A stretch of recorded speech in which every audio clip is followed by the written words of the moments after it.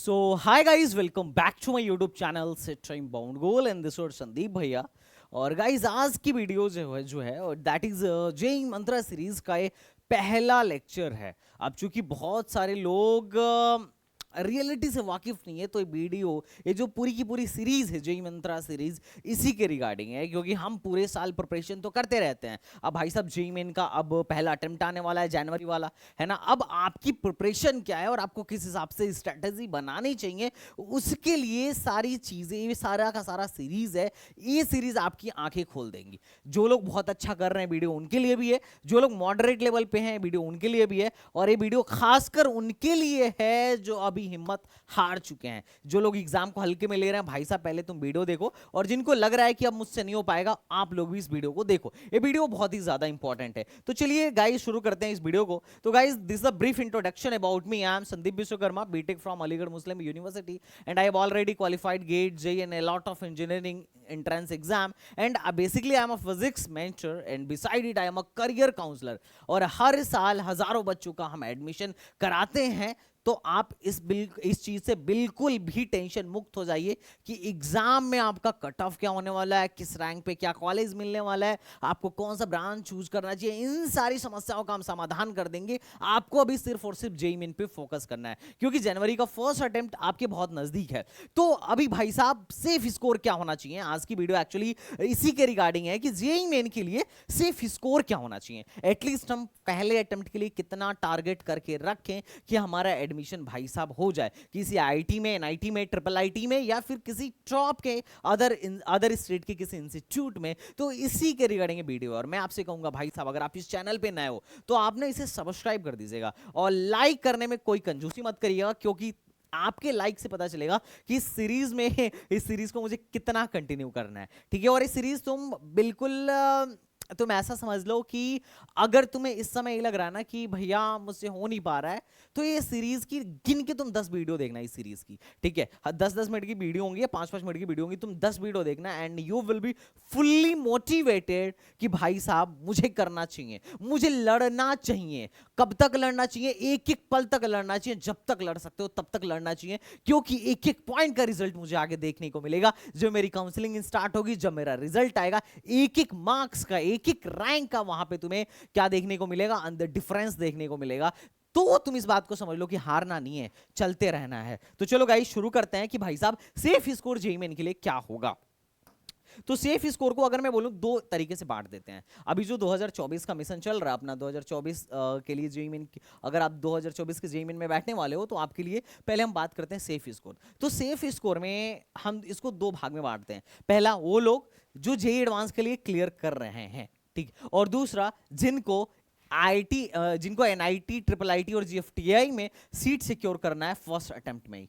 ठीक है। जिनको फर्स्ट अटेम्प्ट में ही एक सीट सिक्योर कर लेना है इन एनआईटी प्लस सिस्टम में, उनके लिए कितना होना चाहिए। क्योंकि हमें पता है अगर हम कट ऑफ क्लियर भी कर लेते हैं, जो क्वालिफाइंग मार्क्स होता है या जो क्वालिफाइंग परसेंटाइल होता है जेईई मेन के लिए, अगर जेईई एडवांस के लिए अगर हम उसको क्वालिफाई भी कर लेते हैं, तो उसका मतलब कतई ये नहीं होता है कि आपका एडमिशन एनआईटी में सीट, आपकी एक सीट एनआईटी में फिक्स हो गई। क्योंकि वो तो सिर्फ एक मार्क्स है, उस मार्क्स पे जनरली आपको कोई एनआईटी एडमिशन नहीं देगी, कोई ट्रिपल आईटी एडमिशन नहीं देगी, और सच कहूं तो कोई ढंग की जीएफटीआई भी एडमिशन नहीं देगी, जो आपका कट ऑफ होता है। तो हमारा सिर्फ कट ऑफ क्लियर करना मोटो नहीं है कि हम जे एडवांस के लिए क्वालिफाई हो गए हैं तो हमने क्लियर कर लिया, नहीं, उससे कुछ नहीं होने वाला है।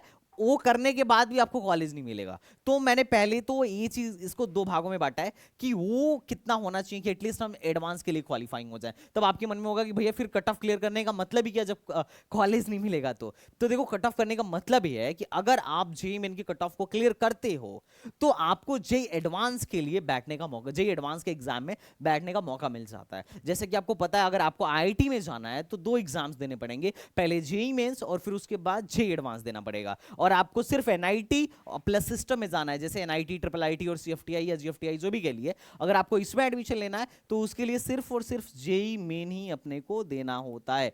तो कट ऑफ दो तरीके की है। पहली चीज कि भाई कितना, एटलीस्ट कितने मार्क्स हम जनवरी वाले अटेम्प्ट में अचीव कर लें कि हमारा जेई एडवांस के लिए सिलेक्शन हो जाए, पहली मिनिमम कितना होना चाहिए, और दूसरा एटलीस्ट हमारे पास कितने मार्क्स अभी अपने जनवरी अटेम्प्ट के लिए कितने मार्क्स अपने को टारगेट करना चाहिए कि हमारा एक सीट पहले एनआईटी और ट्रिपल आईटी में फिक्स हो जाए। जीएफटीआई वगैरह में 2-4 जीएफटीआई अच्छे हैं, गिनके 5 जीएफटीआई जो मैं आगे तुम्हें बता दूंगा, बाकी जीएफटीआई तो कुछ खास नहीं है, ठीक है। उससे अच्छा तो स्टेट के गवर्नमेंट कॉलेजेस हैं, बट उसके बारे में भी हम आगे बात करेंगे। तो भैया अब क्या होना चाहिए, पहले हम कट ऑफ के बारे में देख लेते हैं, क्योंकि जिनका आईआईटी में सपना है उनका एक कट ऑफ तो एटलीस्ट क्लियर होना ही चाहिए, तब कहीं जाके वो आईआईटीज में बैठने के लिए एलिजिबल माने जाएंगे। तो अगर मैं बात करूं तो देखो, इसके लिए ना कुछ हम पहले डेटा देखते हैं, और डेटा से तुमको एक अच्छा खासा आइडिया लग जाएगा। तो पहले मैं तुम्हें एक चीज दिखाता हूं, देखो पहले हम लोग डेटा देखते हैं कि देखो हर साल लगभग अगर मैं पिछले साल का डेटा तुम्हें दिखाऊं तो ये 2023 में 11.62 कैंडिडेट्स, यूनिक कैंडिडेट्स बैठे थे, दोनों मतलब दोनों मिला के। अब हो सकता है कि पहले अटेम्प्ट और दूसरे अटेम्प्ट में भी बहुत सारे बच्चे कॉमन हो, पर जो टोटल रिजल्ट बना था वो इतने लोगों ने रजिस्टर्ड किया था, और लगभग 11 लाख से ज्यादा लोग अपीयर भी हुए थे। ये 2023 का डेटा है, और 2022 का डेटा बोल रहा था कि 10.26 से ज्यादा रजिस्ट्रेशन गिरे थे, यूनिक रजिस्ट्रेशन, और 10 लाख से ज्यादा लोगों ने एग्जाम को दिया था। अब दोनों मिला के, इसमें कॉमन ओमन हटा दो, है ना, दोनों मिला के इतने लोग जो थे इन्होंने अपना फॉर्म डाला था और इनका रिजल्ट आया था। और इसमें से सिर्फ और सिर्फ 2023 का डेटा बोलता है कि 2.5 लाख स्टूडेंट, 2.5 लाख से थोड़े से ज्यादा, 2.5 लाख से थोड़े ज्यादा स्टूडेंट्स को क्या किया गया था, क्वालिफाई किया गया था जेई एडवांस का फॉर्म भरने के लिए या जेई एडवांस देने के लिए। और बाकी लोग का क्या था, बाकी लोग को डिस्क्वालीफाई कर दिया गया था। लगभग कितने लोगों को, तो अगर मैं मोटा मोटी उसको 11.5 लाख भी मानूं तो 9 लाख लोग ऐसे थे, 9 लाख लोग ऐसे थे जिनको डिस्क्वालीफाई कर दिया गया था। तो 11.5 लाख अगर लोग जेई में बैठ रहे हैं तो उसमें से 2.5 लाख लगभग 2.5 प्लस लाख लोगों को एडवांस के लिए क्वालिफाई किया जाता है, ठीक है। और 9 लाख जो लोग होते हैं, 9 लाख लोग तो वहीं क्लियर हो जाते हैं कि भाई साहब उनको जेई एडवांस के लिए एलिजिबल ही नहीं किया, एलिजिबिलिटी ही नहीं दी जाती है। अब इस 2.5 लाख लोग को ये नहीं समझना है कि भैया मैं तो एडवांस के लिए क्लियर हो गया, मेरा एडमिशन हो जाएगा, ऐसा कुछ भी नहीं है। क्योंकि इसमें से भी सिर्फ और सिर्फ कितने लोग, आईटी में सीट कितनी है, 16,580 सीट के आसपास है, 16,580 सीट के आसपास है, मतलब 16,000, क्योंकि हमारे यहाँ 23 आईआईटीज हैं। अब 23 आईआईटीज में कुल मिला जुला के 16-17 सीट है। तो इसमें से 16,580 लोग ही ऐसे हैं जिनका आईआईटीज में एडमिशन हो पाता है। उसमें से मतलब कंप्यूटर साइंस तो छोड़ दो, मैं पूरा 5 साल वाली डिग्री मिला के भी बोल रहा हूँ, 5 इयर्स की भी डिग्री मिला के बोल रहा हूं कि इतने ही लोगों का एडमिशन हो पाता है। बाकी लोग फिर एनआईटीज, ट्रिपल आईटीज या एनआईटी प्लस सिस्टम के लिए जाते हैं, ठीक है। तो अगर मैं सिलेक्शन रेशियो देखूं आईआईटी में ना, तो 1.43% का है, मात्र और मात्र 1.43%। अगर 200 बच्चा बैठ रहा है, अगर 200 बच्चा है तो उसमें कहीं से जाके 3 बच्चा ऐसा होगा, मोटा मोटी बोलें तो 3 बच्चा कहीं ऐसा होगा जो किसमें सेलेक्ट हो रहा होगा भाई साहब, आईआईटी में। 200 में से सिर्फ 30 बच्चा जो होगा आईआईटी के लिए सेलेक्ट हो रहा होगा। तो ऐसा सिलेक्शन रेशियो है कि भाई साहब मतलब बड़ा बुरा क्योंकि ये 9 लाख लोग ऐसे हैं जो पहले ही इनको निकाल दिया गया, मतलब ये पहले ही एलिमिनेट हो गए। उसके बाद अगर मैं एनआईटी प्लस सिस्टम की बात करूं तो हमारे यहाँ 32 एनआईटी हैं, 26 ट्रिपल आईटी हैं, और लगभग जीएफटीआईज अभी बड़े हैं, जिसमें से अब 2-3 तो वैसे हैंडलूम वाले हैं। अगर उनको छोड़ दिया जाए तो 31-32 जीएफटीआईज हैं। अगर हैंडलूम टेक्नोलॉजी वाले जीएफटीआईज को छोड़ दिया जाए तो इसमें भी 9 से 10,000 सीट्स हैं, जिसमें से एनआईटी में नॉर्थ ईस्ट वाली एनआईटी कोई लेता नहीं है, उसको निकाल ही दो। ट्रिपल आईटीज में सारे ट्रिपल आईटी बिल्कुल भी अच्छे नहीं है, ऐसा कहीं भी नहीं है कि सारे ट्रिपल आईटी अच्छे हैं। जब मैं आगे के लेक्चर्स में, जब मैं आगे की सीरीज कंटिन्यू करूंगा तो मैं तुम्हें बताऊंगा। और जीएफटीआईज में तो गिन के 5-7 जीएफटीआई हैं जो ढंग के हैं, बाकी तो उनको छोड़ ही दो। तो अगर मैं इन सबको भी मिला दूं तो सिर्फ और सिर्फ 56,724 सीट है। और सिलेक्शन, और अब तुम सोचो 11.5 लाख लोग बैठे, 56,724 लोगों के लिए सीट है मात्र, वो भी मतलब सब कुछ मिला जुला के, लो से लो लेवल का कॉलेज मिला जुला के, तो भी सिलेक्शन रेशियो है मात्र 4.8। तो बाकी के लोगों का क्या है? तो भाई बाकी के लोगों के लिए भी कुछ है, जैसे कि स्टेट इंजीनियरिंग, स्टेट लेवल पे जो इंजीनियरिंग कॉलेजेस है वहां पे उनका एडमिशन होता है। उनके बारे में मैं आगे के लेक्चर्स में बात करूंगा। पर ये समझो कि इतने लोग बैठे थे और उसमें से 2.5 लाख लोगों को ही मात्र सेलेक्ट करना होता है। तो ये 2.5 लाख लोगों का कट ऑफ क्या होता है? तो उसके लिए भाई बनाया गया था कि टॉप के बंदों को लिया जाता है, 2.5 लाख लोगों को जेई मेन में 2.5 लाख लोग, 2.5 लाख प्लस लोगों को, 2.5 लाख से थोड़े ज्यादा लोगों को ही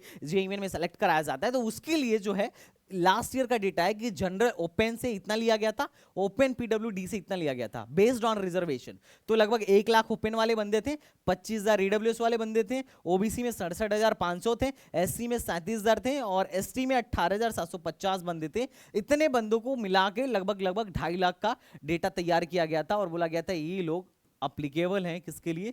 जेई एडवांस के लिए। अब जेई एडवांस अगर आप देना चाहते हो तो जेई मेन का आपके लिए कट ऑफ क्या होगा वो आपके साथ यहां पे है। अब ये मैं कुछ सालों का डेटा दिखा रहा हूं। अब 21 के डेटे को तो तुम बड़ा वो लेना, क्योंकि इसमें पहली बार तो जेई 4 बार हुआ था। 2021 में जेई 4 बार हुआ था और यही 21 में कोविड का टाइम था, ठीक है। और 2022 में भी कोविड का टाइम था।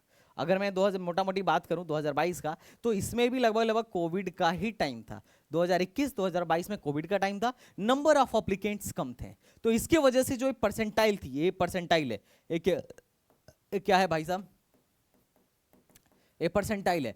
तो कट ऑफ जो थी वो कम गई थी। जैसे जनरल का 87 गया था, 2022 में 88 गया था, 19 में 89 गया था, 20 में 11 लाख से ज्यादा बच्चे बैठे थे तो 90 से भी ज्यादा गया था, और 2023 में भी 11 लाख से ज्यादा बैठे थे तो इसमें भी 90 से ज्यादा गया था। अगर मैं ऐसे ईडब्ल्यूएस की बात करूं तो 2023 में 75 गया था, लेकिन इससे पहले दोनों साल जो कोविड वाले साल थे उसमें दोनों में बहुत कम गए थे, 66 और 63 गए थे ईडब्ल्यूएस का। और सेम ओबीसी के साथ भी हुआ था, इस साल 73 गया है, जबकि इससे पहले वाले सालों में 68 से लेकर 67 तक था। रीजन ये था कि नंबर ऑफ कैंडिडेट्स कम बैठे थे, कोविड का पीरियड था, लोग उस टाइम पे कोचिंगें चल नहीं रही थी, मोस्टली कोटा वोटा में ऑलमोस्ट बंद था, लोग ऑनलाइन पढ़ के अपना गुजारा कर रहे थे। तो बहुत सारे फैक्टर्स थे जिसकी वजह से कट ऑफ कम गई थी।